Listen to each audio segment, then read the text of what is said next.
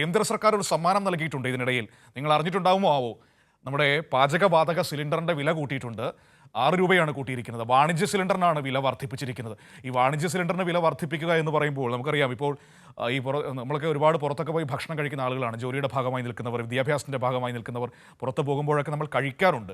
അതിനൊക്കെ വില കൂടുമെന്നതാണ് അതിൻ്റെ ഒരു പ്രശ്നം. കാരണം സിലിണ്ടറിന് വില കൂടുമ്പോൾ സ്വാഭാവികമായിട്ടും ഹോട്ടലുകാർക്ക് വില വർദ്ധിപ്പിക്കേണ്ടി വരും. അങ്ങനെ ഒരുപാട് പ്രശ്നങ്ങൾ അത് നമ്മുടെ മുന്നിലേക്ക് കൊണ്ടുവരുന്നുണ്ട്. ഇടയ്ക്കിടയ്ക്ക് ഇങ്ങനെ വില കൂട്ടുന്നത് കൊണ്ട് ഇതാരുടെയും ശ്രദ്ധയിൽ പെടാതെ പോകുന്നതാണ്. ഇപ്പോൾ ഈ സമീപകാലത്ത് എത്ര രൂപയാണ് ഗ്യാസ് സിലിണ്ടറിന്, വാണിജ്യ സിലിണ്ടറിനും വീട്ടാവശ്യത്തിനുള്ള സിലിണ്ടറിനും ഒക്കെ കൂട്ടിയിരിക്കുന്നത്? ഇന്നിപ്പോൾ കൂട്ടിയത് 6 രൂപയാണ്. ഏതായാലും കൊച്ചിയിൽ 19 കിലോഗ്രാം സിലിണ്ടറിൻ്റെ വില ഇപ്പോൾ 1812 രൂപയാണ്. പണ്ട് കാളവണ്ടിയിലൊക്കെ കയറി സമരം ചെയ്തവരൊക്കെ ഇപ്പോൾ എവിടെയാണാവൂ? അതുകൂടി ആലോചിക്കേണ്ടി വരും. ഏതായാലും ഒരു കാര്യം ചെയ്യാം, അർച്ചന കൊച്ചിയിൽ നിന്ന് വിവരങ്ങളുമായി നമ്മളോടൊപ്പം ചേരുകയാണ്. അർച്ചന, ഗുഡ് മോർണിംഗ്. ഇപ്പോൾ ഇതാ പാചകവാതക സിലിണ്ടറിൻ്റെ വില കൂട്ടിയിരിക്കുന്നു. 6 രൂപ കൂട്ടിയെന്നാണ് മനസ്സിലാക്കാൻ കഴിയുന്നത്. ഈ കഴിഞ്ഞ സെപ്റ്റംബർ മാസം മുതൽ ഇങ്ങനെ തുടർച്ചയായിട്ട് ഇങ്ങനെ വില കൂട്ടിക്കൊണ്ടിരിക്കുകയായിരുന്നു. പിന്നീട് ഒരു 2 മാസം ചെറിയ തുക കുറയ്ക്കുകയും ചെയ്തു. പക്ഷേ ഇപ്പോഴിതാ വീണ്ടും കൂട്ടിയിരിക്കുന്നു.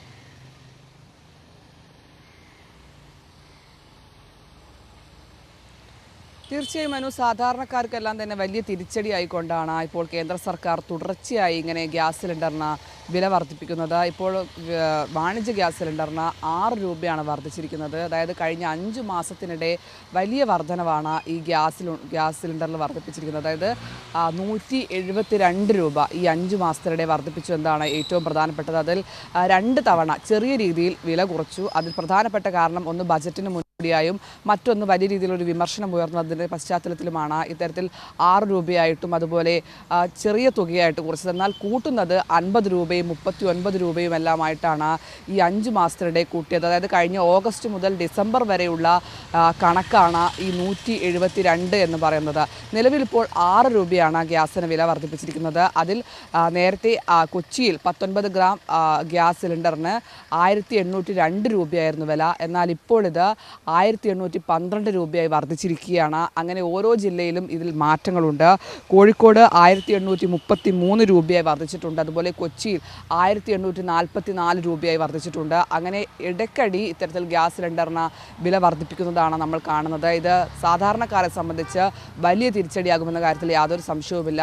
മാത്രമല്ല, ഇത് ഏറ്റവും കൂടുതൽ ബാധിക്കുക ഇത്തരത്തിൽ ഹോട്ടൽ ജീവനക്കാരെയാണ്. അവരാണ് ഇത്രയും വലിയ ഗ്യാസ്, അതായത് വാണിജ്യ ഗ്യാസ് സിലിണ്ടർ ഉപയോഗിക്കുന്നത്. ഇത് സാധാരണക്കാരിലേക്ക് ഇത്തരത്തിൽ ഭക്ഷണങ്ങളുടെ വില കൂടുന്ന രീതിയിലേക്ക് കാര്യങ്ങൾ നീങ്ങും. എന്തായാലും ഇത് വലിയ രീതിയിലൊരു തിരിച്ചടിയാകുകയാണ് കേന്ദ്ര സർക്കാരിന്റെ ഈ നിലപാട്. തുടർച്ചയായുള്ള പല അവഗണനയും പോക്കറ്റ് കാലിയാകും. അർച്ചന, പോക്കറ്റ് കാലിയാകും, അതിൽ സംശയമൊന്നും വേണ്ട. ഇനിയിപ്പോൾ സമീപകാലത്താണെങ്കിൽ വലിയ ഇലക്ഷനുകളൊന്നും വരാനില്ലതാനും. അതുകൊണ്ട് തന്നെ ഇതിപ്പോൾ കുറയ്ക്കാനും സാധ്യതയില്ല. ഇപ്പോൾ എവിടെയെങ്കിലും ഒന്ന് ഇലക്ഷൻ പ്രഖ്യാപിക്കുകയായിരുന്നെങ്കിൽ കുറച്ചെങ്കിലും കുറച്ച് കിട്ടുമായിരുന്നു, അല്ലേ?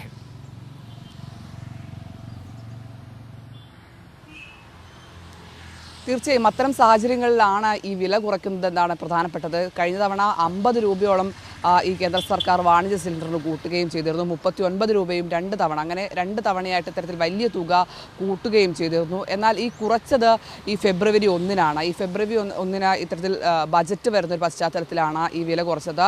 മാത്രമല്ല, ഈ ഇലക്ഷൻ പശ്ചാത്തലത്തിലെല്ലാം തന്നെയാണ് ഇങ്ങനെ വില 2 രൂപയായും ജനങ്ങളുടെ കണ്ണിൽ പൊടിയിടുന്ന രീതിയിൽ ഇത്തരത്തിൽ ചെറിയ തുകയായി കുറയ്ക്കുന്നത്.